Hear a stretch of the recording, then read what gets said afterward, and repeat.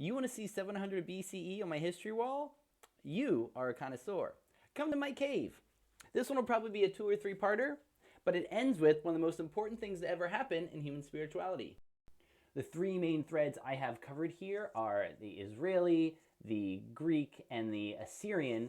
I apologize for the Mediterranean focus of this, but I haven't yet incorporated my reading from Africa and Asian history books. So we start with Brahma defining the 6 stages of the transmigration of the soul.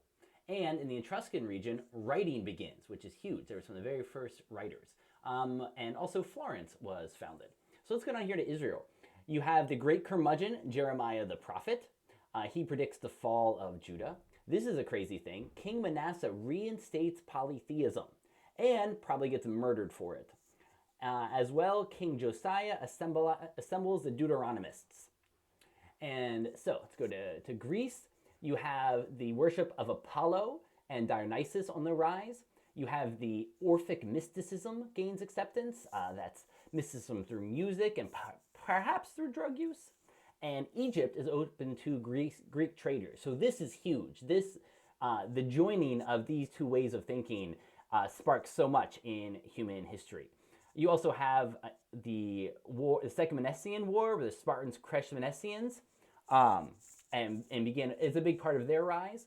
You also have Hesiod's works and days, advanced cultivation and husbandry. Hesiod was really the first writer we know, the first oral historian we know, and so his work is fundamental what we know about Greece.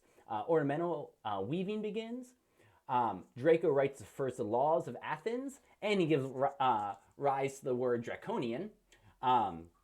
And then you have Solon, who reforms everything but this homicide law. And Solon is one of the great kings of Greece.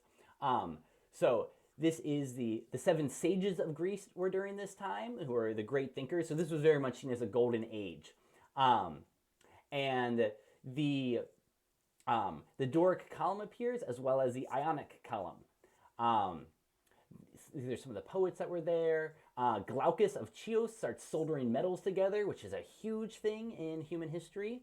And there is Stechocorius invents a new type of music, and he opposes dictators with it. And he sang his sight back from Helen of Troy in the story. So let's go up to the Assyrians here. Sennacherib of Assyria solves the Babylonian problem by razing the entire city. So there's a long history of defining other people as a problem, then just destroying them. Stick around for part 2.